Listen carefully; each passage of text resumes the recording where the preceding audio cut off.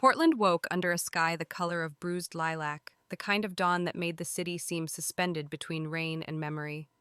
Inside a small apartment on the east side, Ruth Campbell stirred awake to the faint hum of her refrigerator and the ticking of a cheap wall clock. 65 today. She whispered the number like a confession, tasting both pride and grief in the same breath. Her apartment was modest, a single bedroom, thrift store furniture curtains that had lost their color years ago. On the kitchen table sat a single birthday card, its envelope decorated with the neat cursive of St. Mary's Baptist Church. "We love you, Sister Ruth. You're never alone in his eyes." She smiled a slight tired curve of lips and placed the card beside a faded photo of her son David, taken 15 years earlier at his college graduation. His smile back then had been wide, certain, like someone ready to swallow the world whole. Now that photo was the last time Ruth had seen his face in person. She ran a trembling finger along the glass frame. "You used to crawl into my bed when thunder scared you," she murmured. "Now you won't even answer my calls." The coffee machine hissed, filling the silence with the sound of something alive. Ruth poured herself a cup, black and bitter, the only thing that hadn't left her. She sat by the window watching the drizzle blur the city outside. Somewhere a siren wailed, then faded. It had been 15 years since David cut her off. 15 years of birthdays spent alone, of messages left unanswered, of gifts returned unopened. He'd accused her of being controlling, of not trusting him. But Ruth remembered it differently, remembered double shifts at the hospital when her feet bled inside her shoes, remembered skipping dinners so her boy could have baseball gear, remembered sewing his prom tux because they couldn't afford to rent one. When her husband left, David was 11. There had been no time to cry, only bills to pay and a child to raise. Every sacrifice she made became invisible once David grew up. What he called control was simply fear, the fear of losing the only person she had left. The final argument still echoed in her mind. "Just 5,000, Mom. It's a once-in-a-lifetime investment. MedTech Solutions is going to change everything." "I can't, David. That's my emergency fund. You've already lost money 3 times before. You never believe in me. You just want to hold my life in your hands, and you only come to me when you need money." The silence after that fight had stretched across 15 years, a silence vast enough to build a wall through both their lives. That morning, Ruth told herself she'd stop pretending it didn't hurt. She couldn't keep living in the waiting room of the past. So she did something she hadn't done in years, made a decision. She drove for 3 hours north through the cold Oregon air, past gray forests and wet asphalt, until the skyline of Seattle rose before her, clean, sharp, indifferent. There, nestled in a cul-de-sac lined with maple trees, stood her son's house, 2 stories, white shutters, a garden that smelled of money and maintenance. Through the living room window, she saw balloons, silver and blue, floating above a long dining table. Of course, they shared the same birthday. David was turning 40 today. Her heart hammered as she stood on the porch, clutching the small gift bag she'd brought, an old baseball card from his childhood framed with her own trembling hands. She rang the doorbell. The laughter inside stopped instantly. Footsteps. Then the door opened. David stood there, tall and polished, in a gray sweater, success woven into every line of his face. But his eyes, those were the same eyes that once looked at her with love, now turned cold as stone. "Mom?" His tone wasn't surprise, it was discomfort. "What are you doing here? I just wanted to wish you a happy birthday," she said, forcing a smile. A woman appeared beside him. Vanessa, she guessed, the wife. Beautiful, elegant, and wearing that kind of polite disdain that said, "You don't belong here." "Today's not a good time," David said. His hand tightened on the door. Behind him, Ruth glimpsed a boy, maybe 12, darting through the living room with a toy plane. Her chest tightened. "Is that?" she whispered. "Mom," David cut in, his voice low. "You're not welcome here. We talked about this." "But David..." The door shut before she could finish. For a moment, Ruth simply stood there, palm pressed against the cool wood, listening to laughter bloom again, inside the laughter of family, of belonging, of everything she'd once had. Her vision blurred and the world swayed. She turned back to her car, feeling every year of her life pressing down on her shoulders. The drive home was quiet except for the whisper of rain on the windshield. When she reached her apartment, the air felt heavier than before. She sat at her kitchen table again, looking at the untouched slice of cake she'd bought herself from the grocery store. The candle burned down to a stub before she even remembered to blow it out. Somewhere deep inside, a quiet voice said, No more birthdays like this. That night, Ruth took out a notebook, the same one she used to track her nursing shifts years ago, and wrote a single sentence on the first page: "Tomorrow I start living for me." She didn't know yet what that meant, but for the first time in 15 years, the act of writing it made her feel something close to power. Not joy, not peace, but the faint stirring of a woman who had survived everything except her own silence. Outside, the rain finally stopped. The streetlight flickered through her window, bathing the small room in a thin golden haze. Ruth leaned back, closed her eyes, and let herself imagine what it might feel like to live a life that wasn't defined by waiting for someone to love her back. If you've ever felt forgotten by the ones you loved most, don't let their silence define your worth. Sometimes the family we lose teaches us to find the strength we've always had. Share this story if you've ever had to start over, not out of choice, but out of courage. The next morning, Portland's air smelled faintly of wet paper and rust. Ruth woke later than usual, her body stiff from yesterday's drive and her heart still heavy from that closed door in Seattle. The silence of her apartment was louder now, like a presence that watched her move.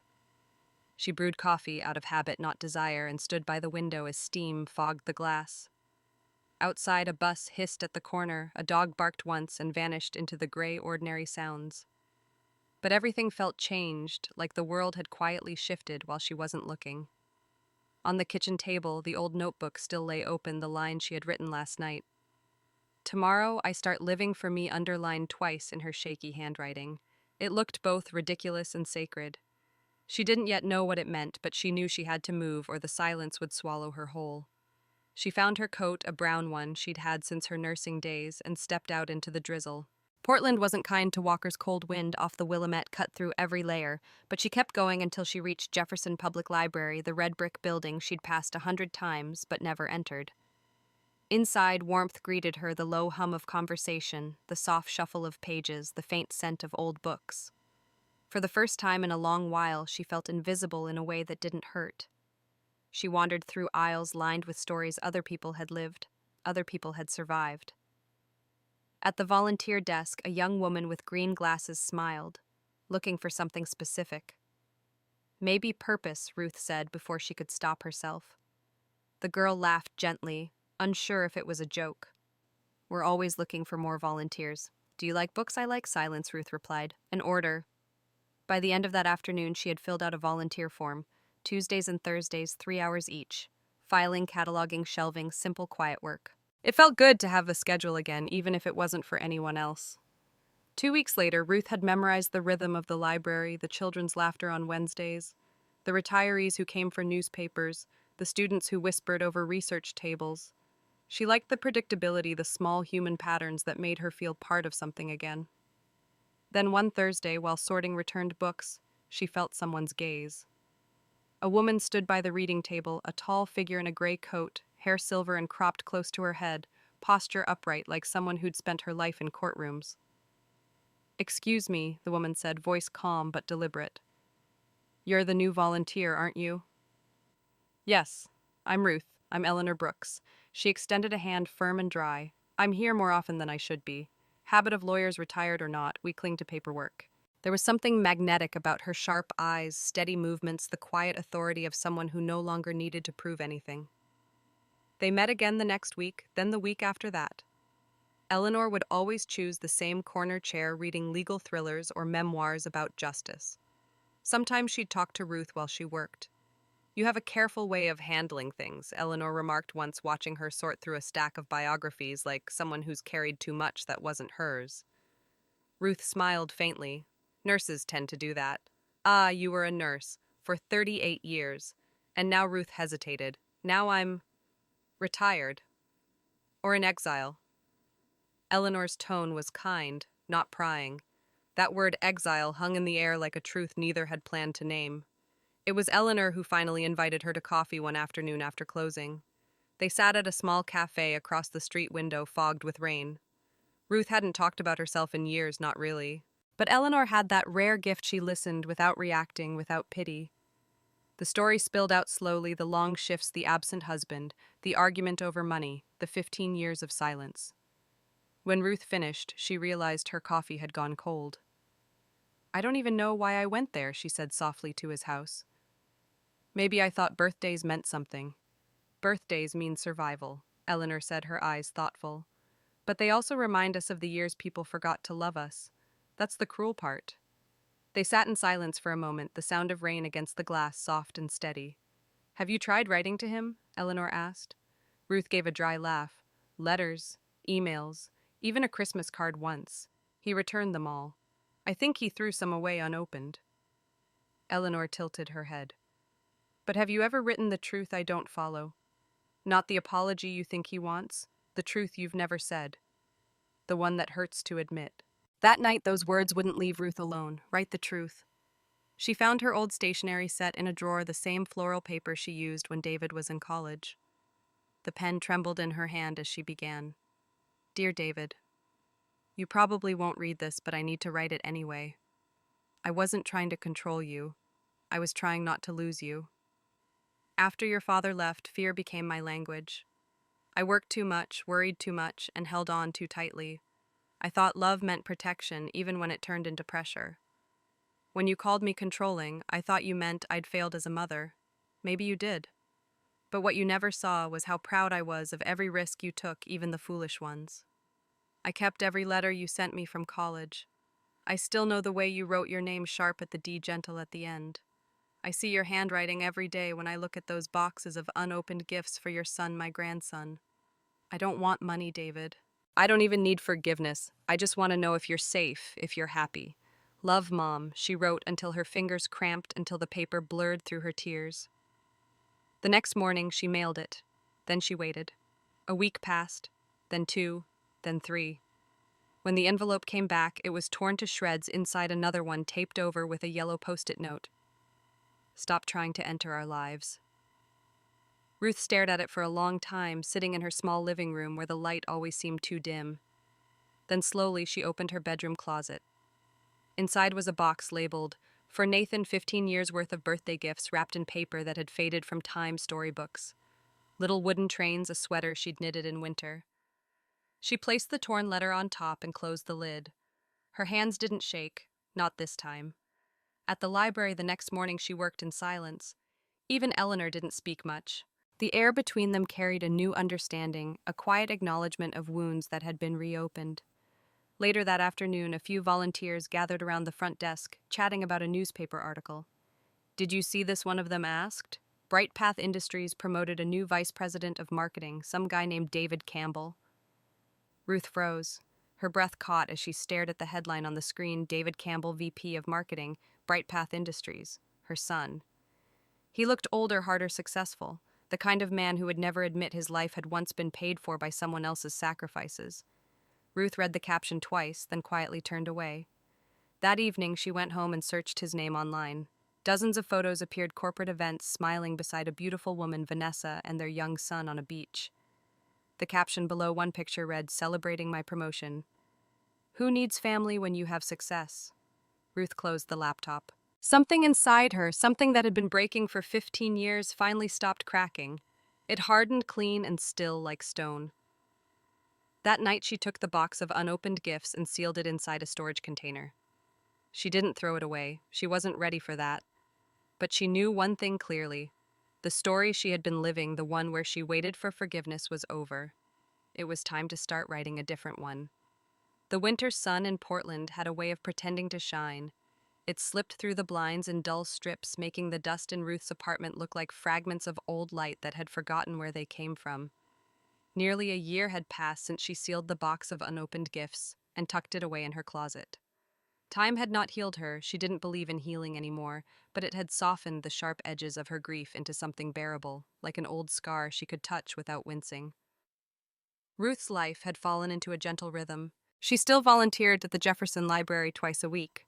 She'd joined a small book club there, mostly retired women who argued affectionately about novels and shared carrot cake from the bakery nearby. She saw Eleanor Brooks almost every afternoon for coffee. They had become something close to friends, though neither would ever say it out loud. And for the first time in years, Ruth could walk through a grocery store without glancing at the birthday card aisle. It wasn't happiness, not quite. But it was peace in fragments. That morning, as she stood at the checkout counter of Morgan's Market, the cashier smiled the way people do when they've seen you often enough to recognize your habits. Just these, Ms. Campbell, he asked, scanning her groceries, milk bread, and a paperback novel from the clearance shelf. Yes, dear, just those. The man pointed toward the small lottery stand beside the counter. Jackpot's up to 220 million this week, everyone's buying tickets. Ruth gave a soft laugh. I've spent too many years watching people lose what they couldn't afford to risk. $2 can't hurt. Maybe it was the way he said it, casual, harmless, that made her pause. Or perhaps it was the quiet voice inside her that whispered, "What do you have left to lose?" She sighed, reached into her purse, and handed over 2 crumpled bills. All right, 1 ticket. 3 nights later, she nearly threw the slip of paper away. It had fallen between 2 magazines on her kitchen counter. When the evening news began, she was already halfway through dinner, a bowl of soup eaten more out of routine than hunger. And tonight's Powerball numbers are... The announcer said, cheerful and distant. Ruth glanced at the screen. 17, 22, 36, 41, 44, and Powerball 9. Something inside her froze. She set down her spoon, wiped her hands, and reached for the forgotten ticket. The numbers blurred for a second, then came into focus again. Once, twice, 3 times. They matched. Every single one. Her first reaction wasn't joy. It was disbelief so deep it bordered on absurd. She rechecked the news, then the lottery website, then the small print on the back of the ticket. It was real. $220 million. The room seemed to tilt. She sat down at her small kitchen table, her heartbeat thudding so loudly she could hear it in her ears. Outside, the city went on as usual. Somewhere a siren wailed. A dog barked. The world didn't care that her life had just split in half. The next morning she called a lawyer, not because she wanted to spend it, but because she didn't know what else to do. The man was young, polite, and visibly stunned when he checked her numbers. Ms. Campbell, he said, you're the single winner for the Oregon Powerball draw. He paused. That's roughly $128 million after taxes if you take the lump sum. Ruth nodded slowly. She felt detached, like she was listening to someone else's story. Oregon allows partial anonymity, he continued. We can create a trust or an LLC to claim the prize for you. That way your name isn't immediately linked. Good, she murmured. Let's do that.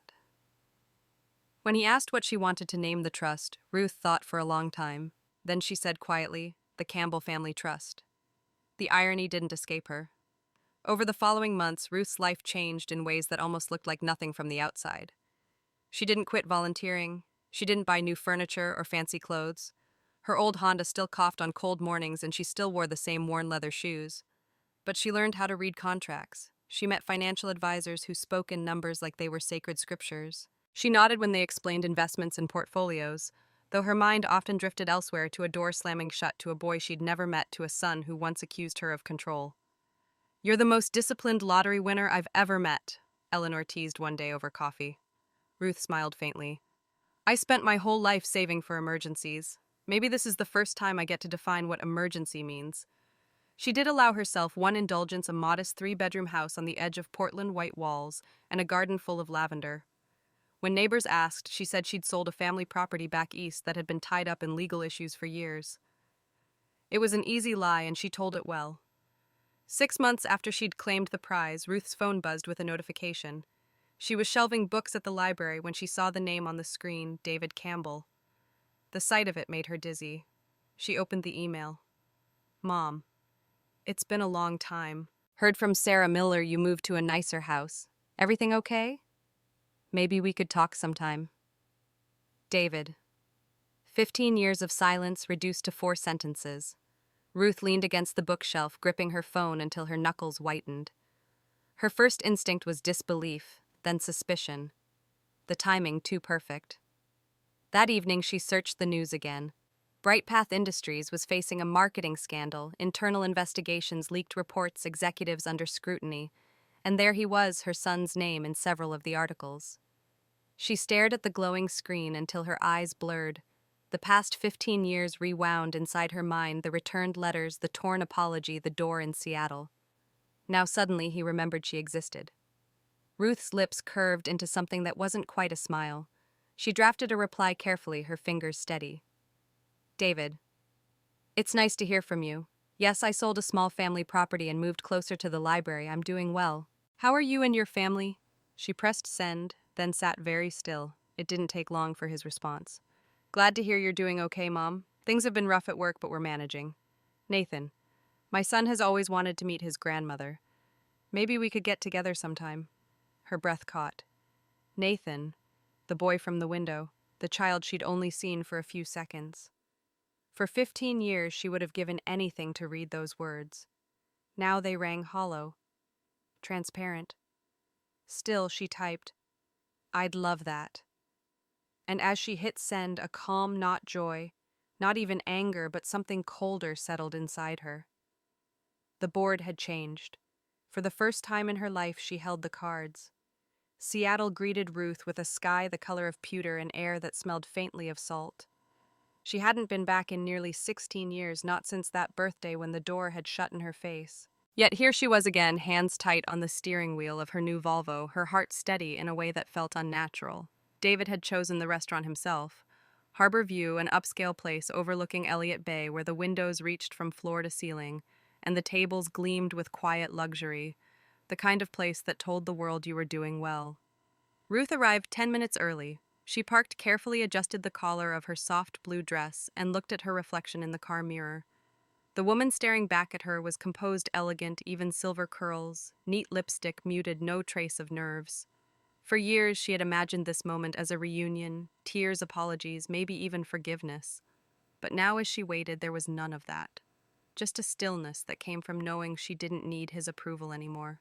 When David walked in, the memory of him as a boy, thin, intense, with eyes full of questions, flickered for a second before being buried beneath the image of the man approaching her table. He wore a navy suit and a smile that didn't reach his eyes. "Mom," he said, tone measured. "You look good." "So do you," Ruth replied, though his face looked more tired than she remembered, lines drawn by ambition and fear. Vanessa followed close behind, perfectly put together in beige and pearls. And then there was Nathan. Her breath caught. The boy was tall for 12, with his father's brown eyes and a wary politeness that didn't belong on a child. His hair was a little long. His hands fidgeted with the hem of his sweater, and when their gazes met, Ruth felt something twist inside her, an ache that was both love and loss. "You must be Nathan," she said softly. "Yes, ma'am," the boy replied, his voice uncertain. "You can call me Grandma if you like." He looked at David before answering. "Nice to meet you, Grandma." It was enough. The waiter appeared, menus in hand, all smiles and professional warmth. Ruth noticed how David took charge, ordering wine before anyone else spoke, dictating appetizers, narrating Nathan's school achievements as if reading from a resume. "Nathan's top of his class," he said, pride polished into performance science and math. "Just like me at his age." Ruth smiled at the boy. "And what do you like best?" Nathan's face lit up. "History, actually. I'm doing a project about immigration, how families came to America and why." Before he could continue, Vanessa interrupted smoothly. "He's being modest. His teacher says his presentation could win the school award." David chuckled. "He gets that from us." Ruth saw the way Nathan's shoulders sank a little, how his gaze fell to his plate. She remembered that look. She'd seen it on David years ago when his father used to brag for him instead of listening. She wanted to tell the boy he didn't need to be anyone's reflection. But it wasn't her place. Not yet. Halfway through lunch, the conversation shifted. "So Mom," David said, leaning back with practiced casualness, "I heard you sold some family property. That must have been quite a payout." Ruth stirred her water, pretending to think. "Enough to make life comfortable." Vanessa's smile tightened. "Comfortable enough for a new house and car, I see." Her eyes flicked toward Ruth's modest gold bracelet, the only jewelry she wore. "I was lucky," Ruth replied evenly. "Lucky," David repeated. "That's one word for it." They exchanged polite laughter, but Ruth could feel the tension humming beneath it. She'd been a nurse long enough to recognize symptoms. David was desperate, not sick in body but in pride. When the check came, he patted his pockets with exaggerated surprise. "Seems I left my wallet in the other jacket." Vanessa's expression didn't change. She didn't even reach for her purse. Ruth smiled, calm and deliberate. "That's all right, dear. I've got it." She placed her card on the tray, watching David's relief flicker too quickly. Outside, the air smelled of rain. David walked her to her car while Vanessa lingered behind, talking on her phone. "Listen, Mom," he began, lowering his voice. "Things have been a bit rough at work lately. The company's restructuring and tuition for Nathan's school just went up. It's..." A lot. Ruth nodded sympathetically. I'm sure it is. I'm not asking for anything, he added quickly. Just nice to reconnect. Of course, she said. It's good to see you too. As he turned to leave, she heard a soft voice beside her. You don't seem sick, Nathan said quietly. Ruth blinked. Sick dad said you had some brain thing. Like, confusion. That's why you couldn't visit. He looked down ashamed, but you seem fine. The words hit harder than she expected. Before she could answer, David called from the parking lot, his tone sharp. Nathan, let's go. The boy hesitated, then quickly reached for Ruth's phone. Can I add my number? Of course, he typed fast, whispered. Maybe we can talk sometimes. Ruth nodded, her throat too tight to speak. As they drove away, she stood beside her car, the wind tugging at her coat, her phone still warm in her hand. For 15 years she had begged for connection. Now it had come from the only one who owed her nothing. That night, Ruth sat at her kitchen table staring at the screen. Nathan's message arrived just after 9. It was nice to meet you. I liked your stories. Dad said you used to be a nurse. That's cool, she smiled. Thank you, sweetheart. I loved my job. I got to help people heal. A minute later.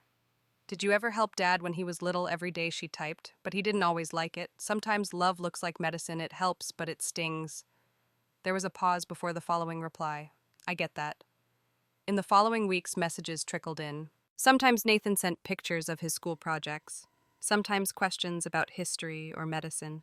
Ruth never contradicted his father's lies directly, but she let the truth slip through in small ways. Photos of her hiking with friends, stories about working night shifts, pictures of books she loved.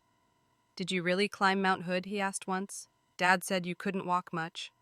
I did, she replied, attaching a photo at Timberline Lodge, her smile bright against the snow. The view is beautiful. Dad must have been confused then, he wrote. Each message was a tiny rebellion, a thread reconnecting two parts of a family David had torn apart. But David, too, began to call more often, short, polite check-ins that always circled back to money. The market's tough right now, he said one evening.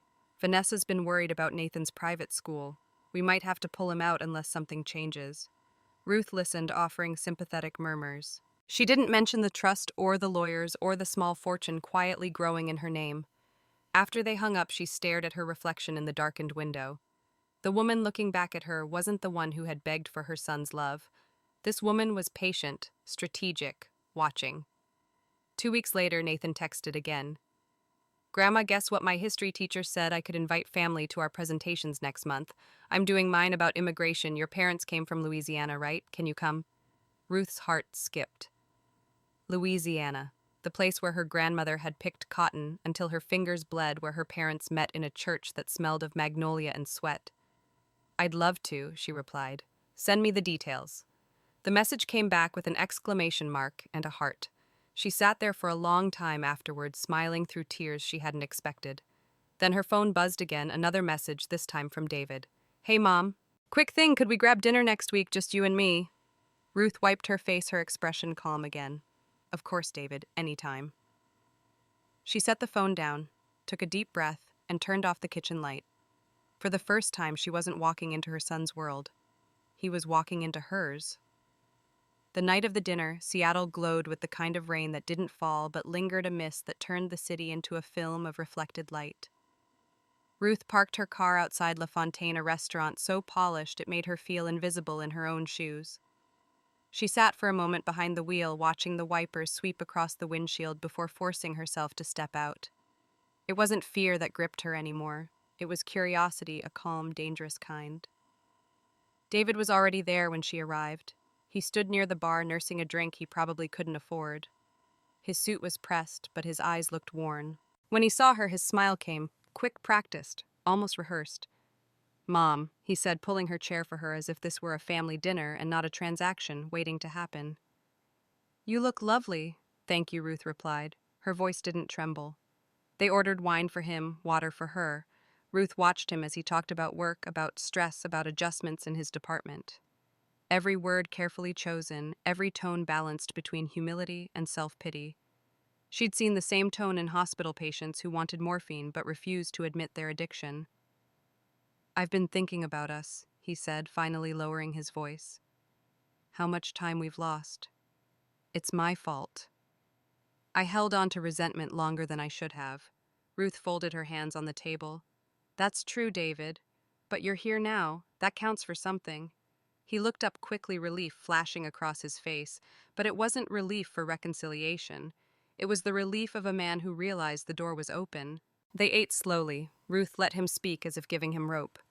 Eventually, the conversation shifted, not abruptly, but with the smooth precision of someone steering toward a purpose. I've actually been working on something new, he began, leaning forward. A business idea. It's big, Mom. I think it could really help people. And it could be our chance to rebuild, together. Ruth met his gaze. Rebuild, yes. His voice softened. After everything that happened, after Dad, after all those years, I just want to make things right. She almost laughed, not cruelly, but quietly, at the predictability of it. What kind of business consulting, he said, pharmaceutical marketing compliance. I know it sounds boring, but I've been through the fire at Brightpath. I know exactly what not to do now. I can help smaller companies stay ethical, avoid lawsuits. It's a win for everyone. And what do you need from me? He hesitated, then smiled, the same boyish grin he'd used when asking for a toy, a car, a loan, an investment. Nothing major. Just seed money to get started. Maybe 50, 60,000 I'll pay you back, of course. But more than the money, Mom, it's about family. About trust. There it was. That word again. Trust. The same word he'd used 15 years ago before walking out of her life. Ruth let silence stretch between them until he began to fidget. You know, she said softly, it's strange. For years, I would have given anything for you to say that word again. Trust. Now I just wonder if you even know what it means. His jaw tightened. I'm trying, Mom. I really am. But I need your help. She smiled faintly. You always did. Later, as they walked to the parking lot, rain slicked the pavement into mirrors. The air was cold enough to make her breath visible. David stopped beside her car. I know this is a lot to take in, he said, lowering his voice. But we're running out of time. There's a private academy in Vancouver, one of the best. Nathan's already on the waiting list. I want him to have opportunities I never did. Vancouver, she repeated. Canada. It's a big move, but necessary. New environment, new start. We could visit often, of course. She looked at him steadily. You mean I could visit if I helped you get there? He exhaled sharply, caught. Mom, it's not like that. I'm trying to build something better for Nathan.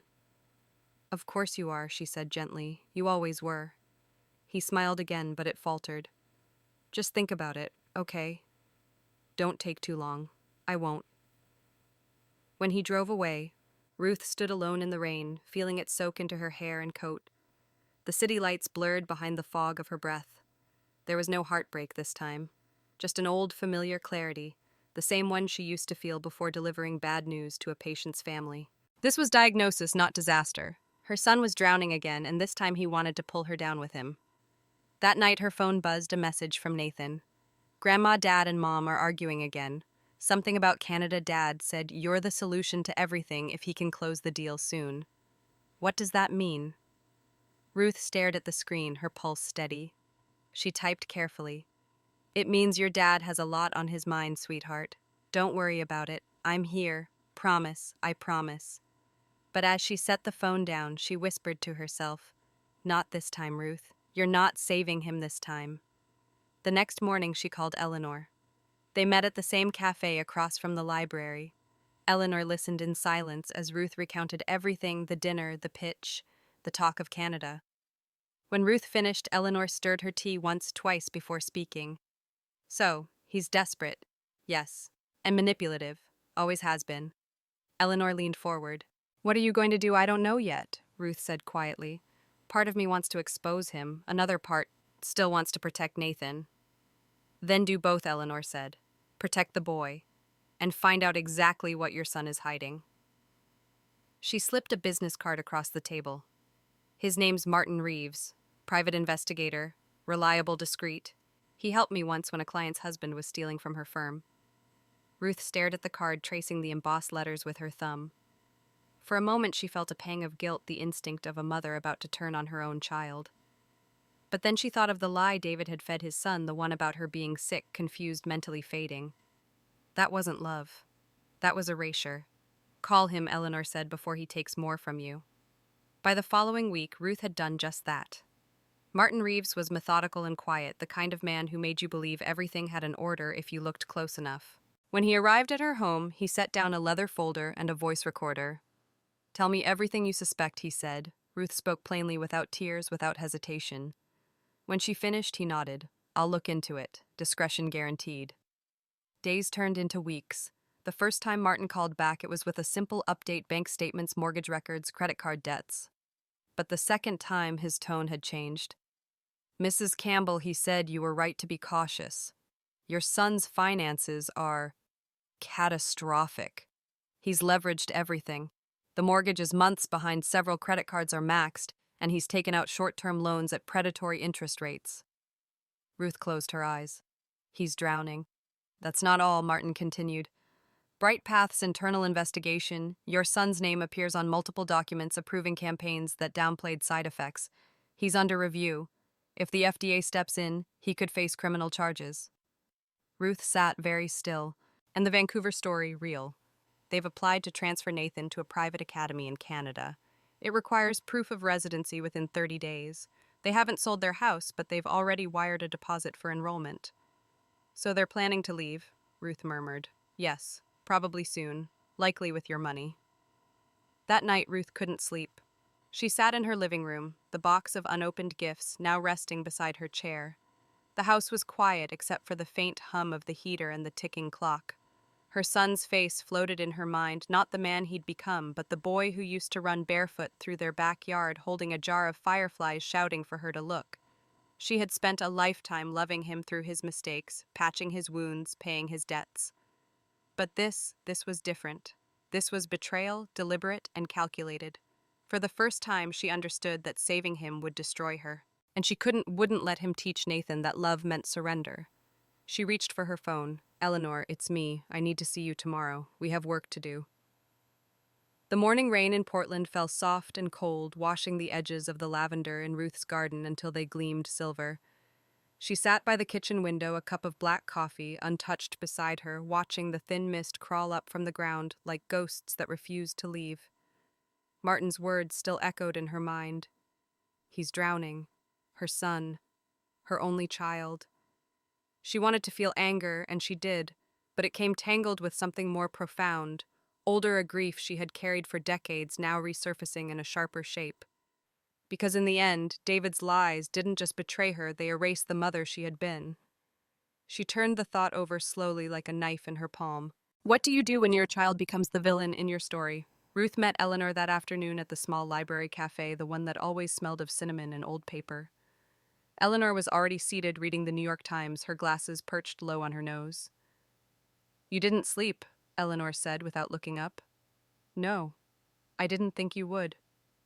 Ruth stirred her coffee. He's planning to run Eleanor. To Canada. With my money, with my grandson. Eleanor folded the paper and met her gaze. Then you stop him. Ruth exhaled slowly. You make it sound simple. It's not, but it's necessary. Ruth nodded. Martin gave me the documents, bank records, school applications, everything. It's all there, the debts, the transfer papers, the deposit for Nathan's enrollment. Eleanor leaned forward. What will you do with them? I don't know yet, Ruth admitted. Part of me wants to confront him outright. Another part wants to wait, see how far he'll go. Eleanor's lips curved slightly. Maybe you can do both. 2 nights later, Ruth's phone buzzed while she was finishing dinner. It was a text from David. Mom, can we talk? Just the two of us. Dinner tomorrow. My treat this time. She stared at the message for a long time before replying. Of course. What time? He responded immediately. 7, same place as last time. Ruth smiled faintly. Of course it would be the same place. People rarely change the stage for their rehearsed performances. The next evening, the rain had lifted, leaving the air sharp and clean. Ruth arrived at La Fontaine precisely at 7. David was already waiting, another expensive drink in his hand. His smile was brighter this time, almost triumphant, and it made her stomach turn. Mom, he greeted, kissing her cheek. I'm glad you came. Of course, she said, taking her seat. You sounded urgent. He chuckled. Just eager to see you. Things are looking up. I wanted to share that. She waited patient. He'd circle the truth, eventually he always did. They ordered, and David began another monologue about new beginnings, redemption, and family bonds. He talked about how much Nathan adored her, how Vanessa just needed time, how this next chapter could bring everyone closer. Ruth listened, nodding, pretending to be charmed, all while watching his hands, how they fidgeted, how his thumb rubbed against his ring finger nervously. Finally, he leaned in, lowering his voice. "Mom," he said, "I've been thinking about what you said about trust. You're right. It has to go both ways. So I want to make you part of something, officially." "Oh, I've decided to start my firm sooner than planned," he continued. "But to do it right, I'll need some help up front. If you could invest, not give, invest, it would secure Nathan's future, and ours." "How much?" He hesitated, then said, 200,000. The number dropped between them like a stone. Ruth raised her eyes to his. "That's quite a leap from the 50 or 60 you mentioned before." He laughed, nervous. "Well, I've refined the plan, bigger vision, bigger reward." She let silence stretch until he shifted in his chair. Then very gently she asked, "And Vancouver, is that part of the plan too?" He froze, just for a moment, but it was enough. "I don't know what you mean," he said quickly. "Oh, I think you do." Her voice stayed calm, soft, lethal. "The school, the deposit, the residency requirement. You and Vanessa don't just want a new start, you want to escape with my money." David's face went pale. "Who told you that?" "It doesn't matter." He ran a hand through his hair, exhaling hard. "Mom, you don't understand. This isn't what it looks like. Things got complicated at work. I needed a contingency plan for Nathan." Ruth tilted her head. "So you lied to him about me, about my mind slipping, my confusion." David's mouth opened, but no words came. "You told him I was sick," she said quietly. "You told him I didn't know who he was. You made me into a ghost so you wouldn't have to feel guilty. Mom?" "Don't," she said sharply, her tone cutting through the low murmur of the restaurant. A few diners turned. She lowered her voice. "You lied because it was easier than facing what you did, and you thought you could fix it now with a business plan and a smile." For a moment, she saw something flicker in his expression, shame maybe, or recognition. But it was gone in an instant, replaced by the same defensive charm he'd always worn. "I'm trying, Mom. I'm trying to make things right." "No," she said softly. "You're trying to survive, and you think I'm your lifeline." She stood, gathering her purse. "You'll hear from me soon." "Mom, wait, what does that mean?" "It means," she said, turning toward him, "that for once in your life you don't get to write the story alone." Back home, Ruth sat at her desk, the folder Martin had given her open before her. Bank statements, emails, transfers, all neatly arranged, proof of deceit, proof of desperation. She drafted a letter that night. Not to David, to Vanessa. It was precise, measured, but carried weight. "Vanessa, I know everything, the debts, the Vancouver plan, the false diagnosis.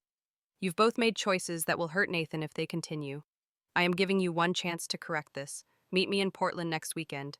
Bring Nathan. If you refuse, I will contact the authorities and your employers at Bright Path directly." She read the letter 3 times before sealing it in an envelope. The next morning, she mailed it with hands that didn't shake.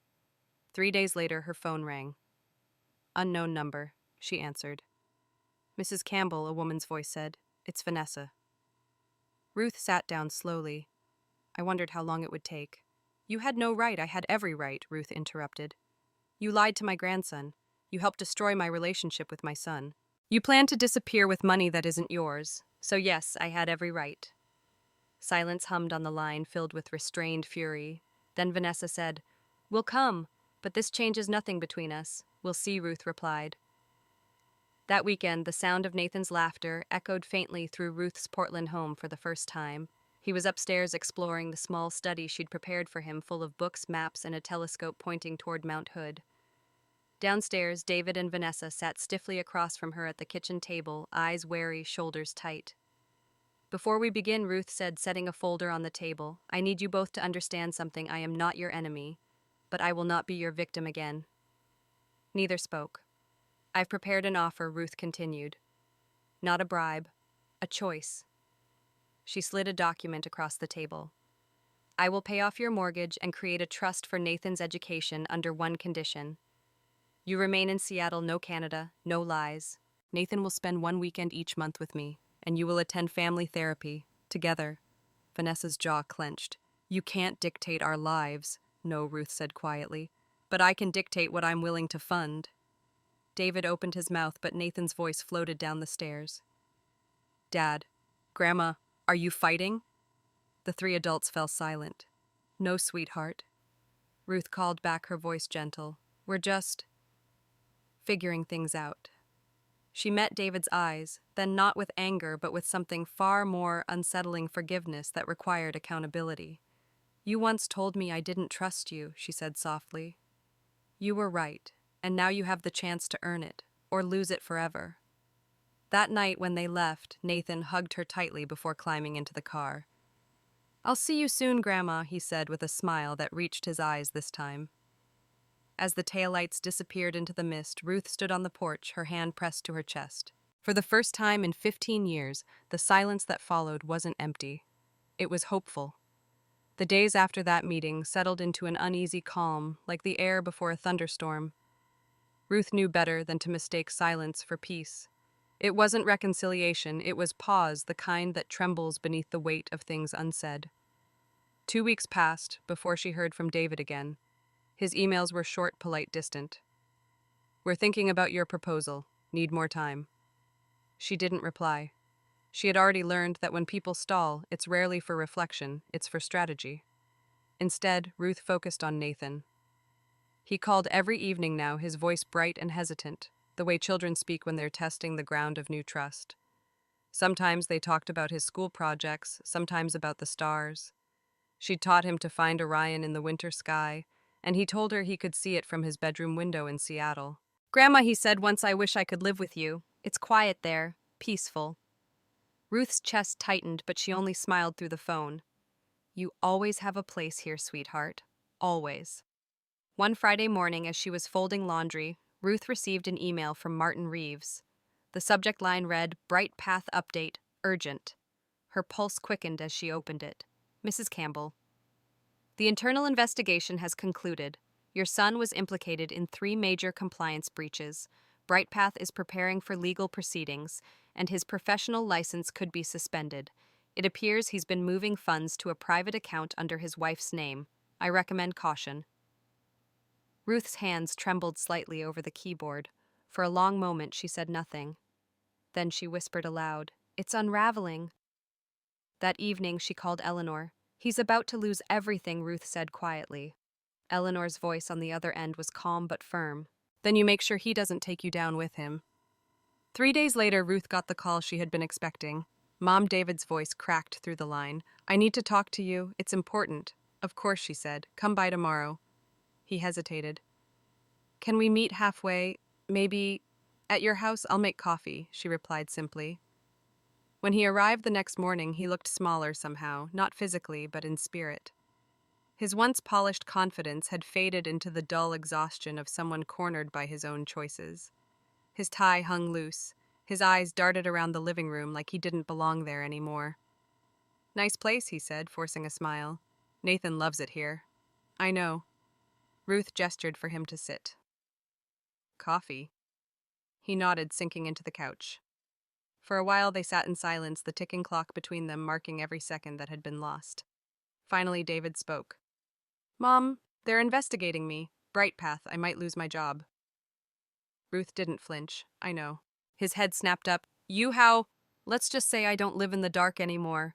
He exhaled, shaking his head. You had someone look into me. Yes. That's... He broke off, laughing bitterly. That's rich. After everything, you still don't trust me.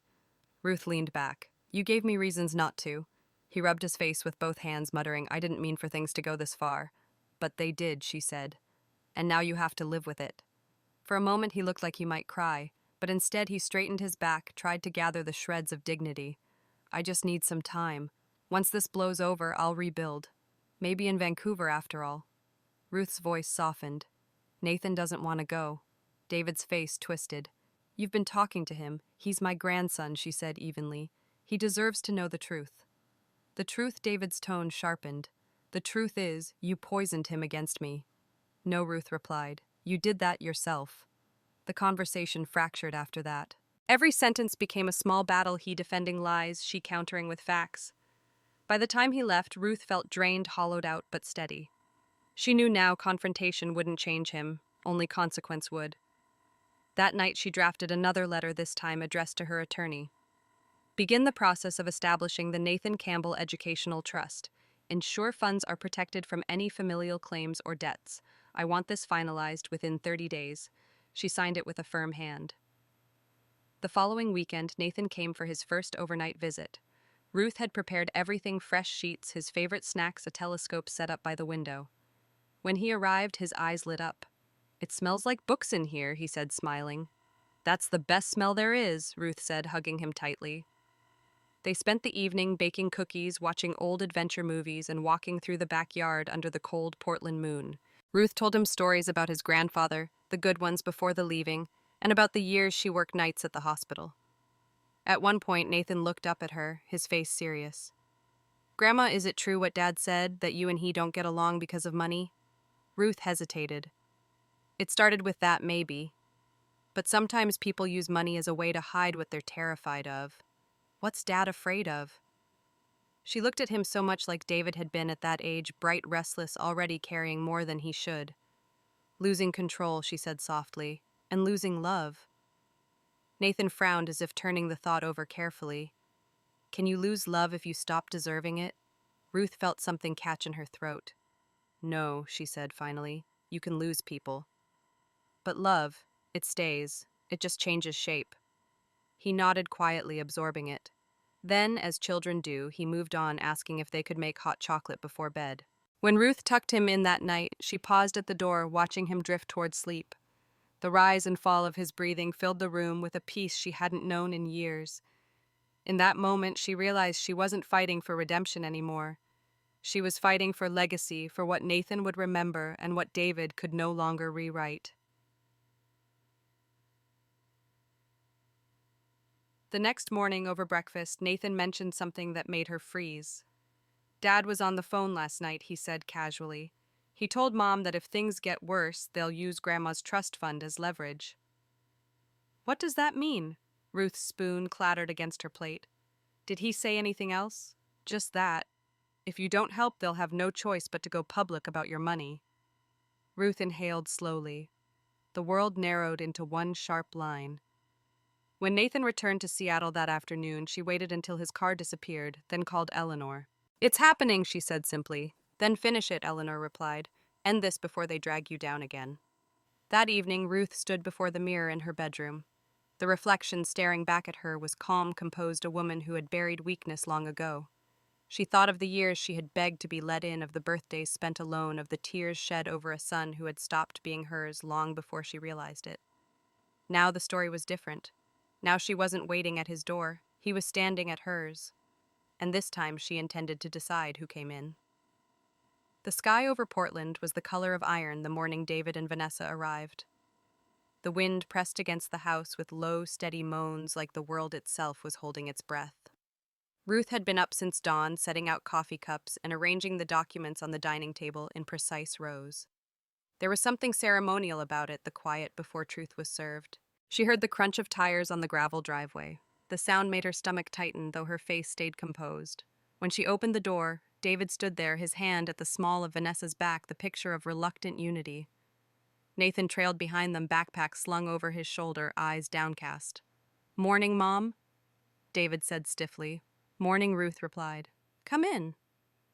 The moment they stepped inside, the temperature seemed to change, colder, sharper. The lavender scent of her candles mixed with the salt of unease that always followed her son. Nathan tried to smile. "Hi, Grandma." "Hi, sweetheart," Ruth said softly. "You can set your things upstairs. Same room as last time." He nodded and disappeared up the stairs, leaving the three adults in the quiet tension that filled the room like static before lightning. Vanessa was the first to speak. "We read through your terms. I assumed you would," Ruth said, sitting down, and Vanessa folded her hands neatly on the table. "They're generous, but intrusive. Therapy visitation schedules. It feels like you're trying to control us." Ruth met her eyes calmly. "No, I'm trying to protect Nathan from the patterns that already destroyed this family once." David's jaw flexed. "You think we're bad parents, I think you're human," she replied. "And sometimes humans need boundaries." He exhaled sharply, leaning back. "Mom, I'm not a child. You can't just—" "I can," Ruth interrupted. "Because the money you want doesn't belong to you. It belongs to Nathan's future." The words landed like a gavel. Vanessa's composure cracked first. So this is punishment, she snapped. You're dangling your fortune over us to feel powerful. Ruth's voice didn't rise. No. I'm offering you a chance to rebuild with honesty. Take it or leave it. For a long while, no one spoke. The only sound was the slow tick of the wall clock and the distant hum of rain against the windows. Finally, David stood and began pacing. You've been waiting for this, haven't you? To prove you were right all along that I'm the failure, the ungrateful son. I don't need to prove it, Ruth said quietly. You've already shown it yourself. He froze mid-step, anger flashing in his eyes. You think this is easy for me? Watching you hoard money while I'm drowning while my family falls apart? Your family is falling apart because of lies, Ruth said sharply. Not because of money. The room seemed to pulse with the words. Vanessa crossed her arms, her tone suddenly colder. You say you're doing this for Nathan, but what happens when he grows up and sees what you've done? When he realizes you blackmailed his parents into obedience? Ruth's gaze softened, but her voice was steel. Then I'll tell him the truth, that I refuse to let the people who raised him teach him deceit as a form of survival. Vanessa's lips pressed into a thin line. David's hands balled into fists. Mom, he said quietly, if you go through with this, you'll lose me for good. Ruth looked at him for a long time, her eyes full of sorrow, not guilt, not fear, just the deep ache of recognition. David, she said softly, I lost you 15 years ago. This is me finally admitting it. The words broke something in the air. David turned away, shoulders trembling. Vanessa looked at him as if she didn't recognize the man beside her. Ruth stood and walked to the window. Outside, the rain had stopped, leaving the garden glistening under a thin layer of mist. You both have decisions to make, she said, without turning around. But make them knowing this. I will not let Nathan inherit this silence, this shame. It ends here. Behind her, she heard Vanessa whisper, You can't take him from us. Ruth turned. I'm not. I'm giving him back what you took the truth.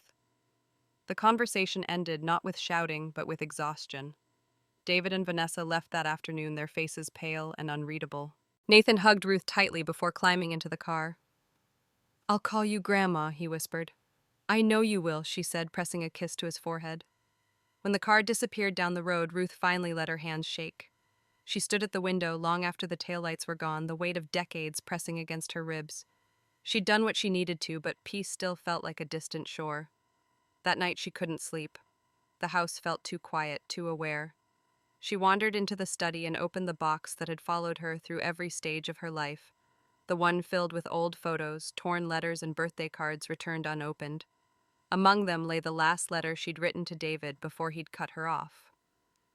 She unfolded it, the paper thin from age. My dear boy, I know you think I'm controlling. Maybe I am. But it's not because I doubt you, it's because I've seen what the world does to people who don't protect themselves. You are everything I worked for. Please don't turn my love into something ugly. She read it twice, then folded it back and whispered to the empty room, You did, David. You turned it into fear. But even as she said it, tears came quiet, unrestrained.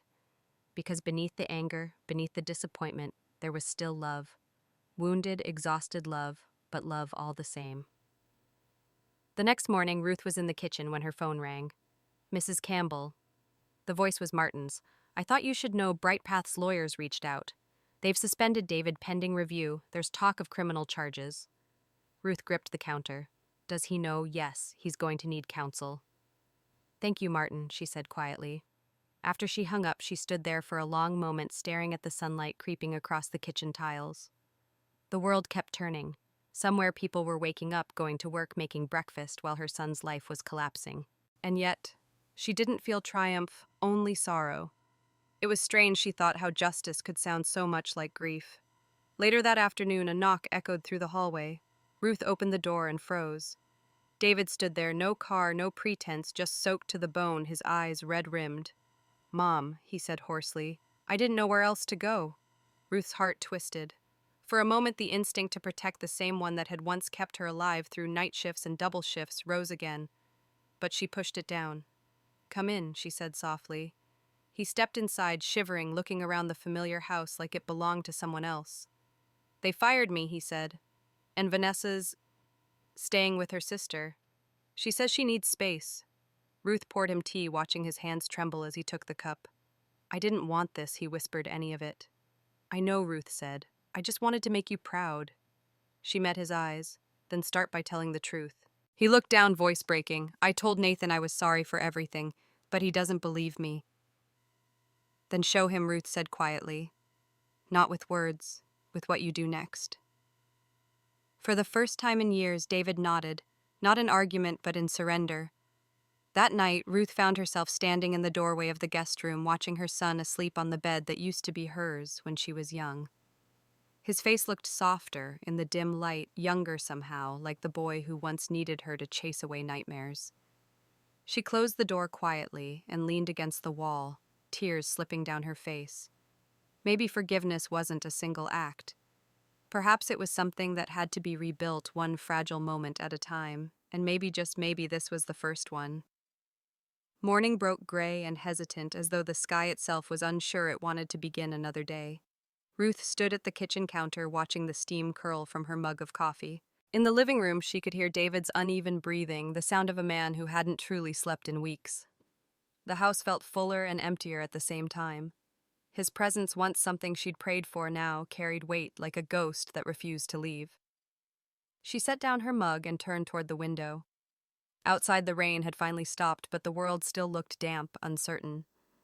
The garden she loved so much was drooping under the weight of water, yet alive. Somehow that small stubbornness comforted her.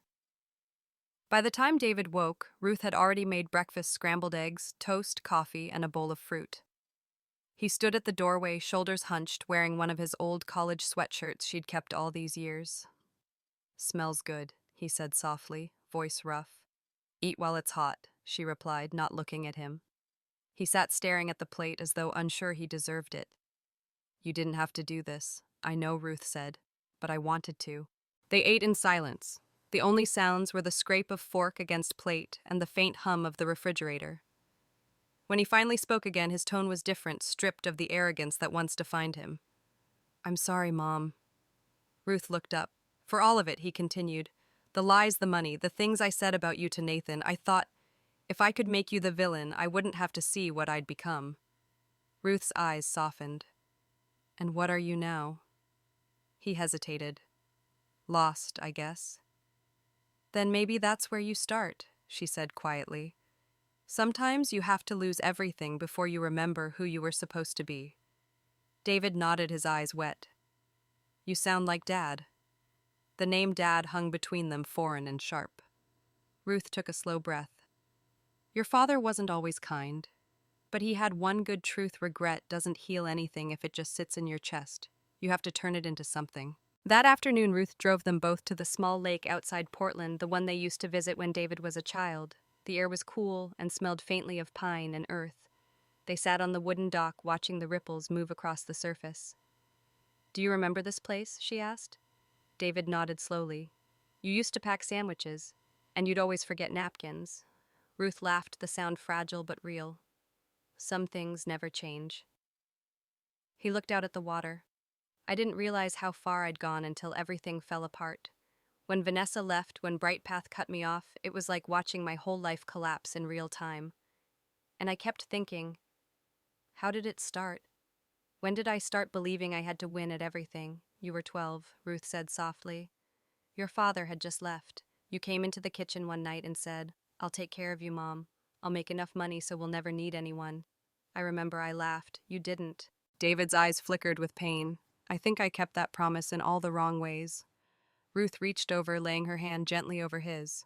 You don't have to keep it anymore. I'm fine. You can just be my son again. For the first time, he didn't pull away. In the following weeks, their routine found a quiet rhythm. David began helping around the house, fixing the porch light, cleaning the gutters, organizing her garden tools. It wasn't grand redemption, but it was movement. Sometimes Ruth caught him staring at his phone with that same haunted look, the kind that said he was waiting for Vanessa's call, or maybe bracing for the following bad headline.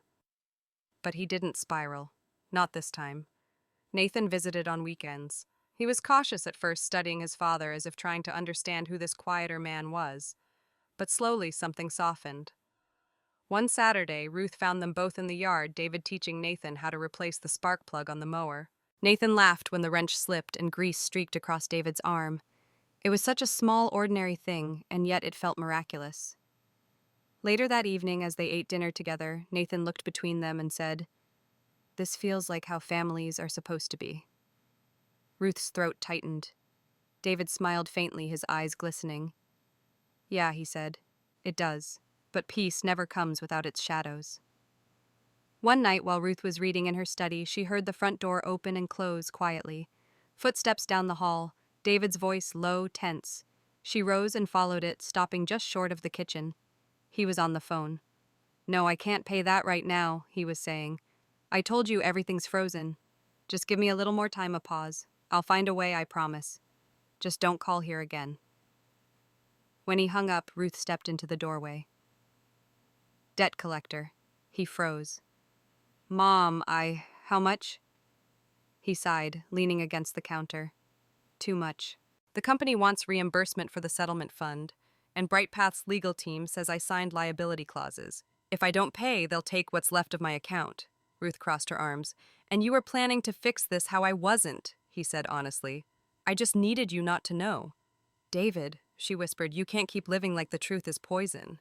He looked down, shame cutting through his face. "I know. I just didn't want you to see me fail again." Ruth's eyes softened, but her tone stayed firm. "You're not failing. You're learning how to stand up. That's different." The next morning, Ruth went to the bank. Quietly, without telling him, she moved part of her estate into an account she labeled the Bridge Fund, not for David to squander, but to pay off the damages so Nathan wouldn't inherit the stain of his father's debts. She told herself it wasn't enabling. It was repair the kind mothers did in secret when love was still too big to fit into logic. When she returned home, David was sitting on the porch, a cup of coffee cooling beside him. "You went out early," he said. "Yes. Doing errands, something like that." He studied her suspicion, flickering, then fading. "You're always fixing things." Ruth smiled faintly. "Maybe I just like seeing things work again." He nodded slowly, but his voice broke when he whispered, "I don't deserve this." She looked at him, her heart aching. "No one ever really does, David. That's what forgiveness is. It's never about earning. It's about starting over." That night, she sat by the window, listening to the soft patter of rain returning. In the reflection, she saw two figures, her own and her son's, both framed in the same fragile light. The years of bitterness, betrayal, distance, they were still there like scars under skin. But they no longer bled. Outside, the rain whispered across the lavender fields. And for the first time, Ruth felt something she hadn't dared to in decades. Not triumph, not relief, but peace.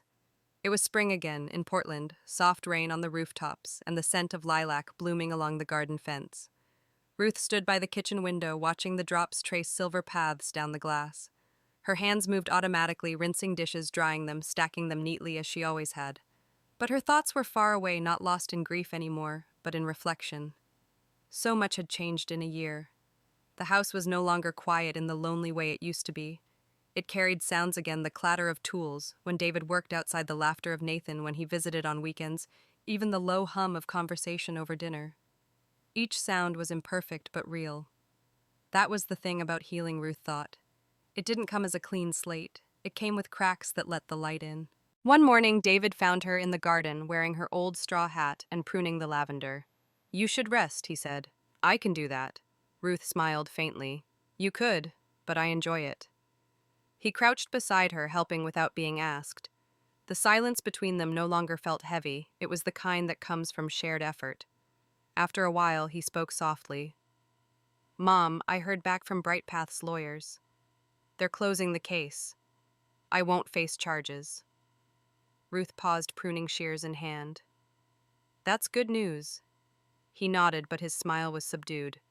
"It doesn't feel like victory, just relief."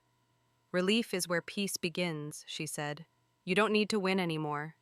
He looked at her, eyes tired but honest. "I'm not sure who I am without the chase."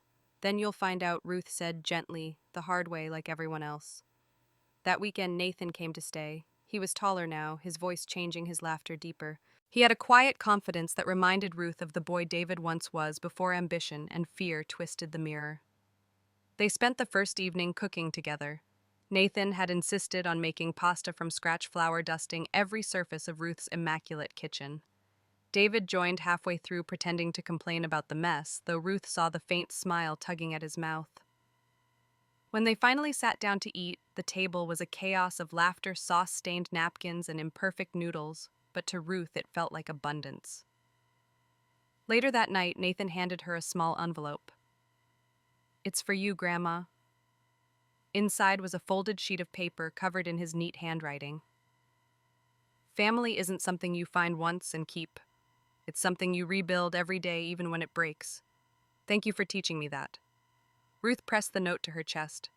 For years, she'd thought of love as something that must be earned, something fragile, easily taken away. But in that moment, she realized it was never about worth. It was about persistence.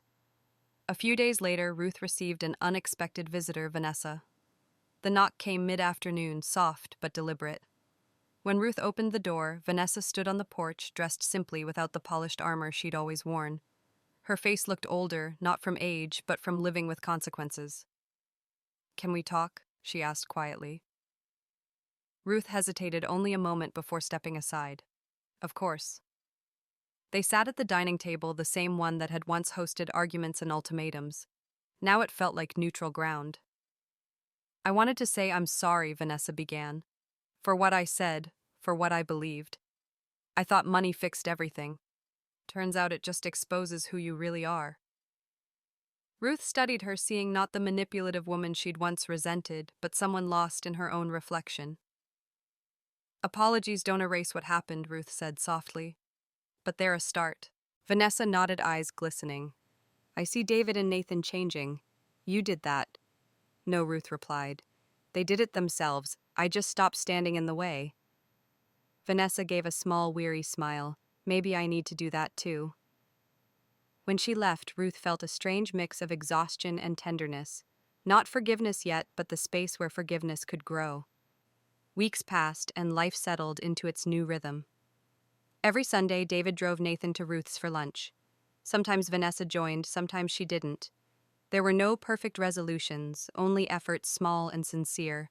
Ruth no longer expected fairy tale endings. What she had now was better truth that stayed. On one particularly clear afternoon, David approached Ruth as she tended her garden. "I've been thinking," he said. "I want to start working again, not corporate, something smaller, maybe consulting for community health nonprofits." Ruth looked up, shading her eyes from the sun. "That sounds right," he smiled shyly. "It's not glamorous, neither is redemption," Ruth replied, "but it's honest." That evening after they left, Ruth sat by the window as the sunset turned the sky a deep rose gold. She thought of all the versions of herself she had been: the young mother working double shifts, the lonely woman staring at unopened letters, the widow of pride and patience. All of them had led here to this quiet room filled with second chances. She rose and went to the storage closet. From the top shelf, she pulled down the box she'd once vowed never to open again, the one filled with old letters and the torn remnants of her first apology to David. One by one, she unfolded the pieces, smoothing them on the table. The handwriting was shaky, the ink faded, but the words still carried truth. "Love is not control, it's care that outlasts disappointment. If you ever read this, I hope you know that I never stopped believing in you." Ruth smiled faintly. Then, instead of putting the pieces back in the box, she reached for an empty envelope. Inside it, she placed the old letter, Nathan's note, and a single sprig of dried lavender from the garden. On the front, she wrote, "For Nathan when he's ready." She sealed it and tucked it into her desk drawer. That night, as rain began to fall again, Ruth sat by the window, her reflection framed by the soft shimmer of water. The world was quiet, but not lonely anymore. Outside, her lavender swayed in the wind, bruised, resilient, alive. Forgiveness, she realized, wasn't an event. It was a garden. You tended it even when the frost came. You pruned what hurt, watered what survived, and waited for it to bloom again. And somehow it always did.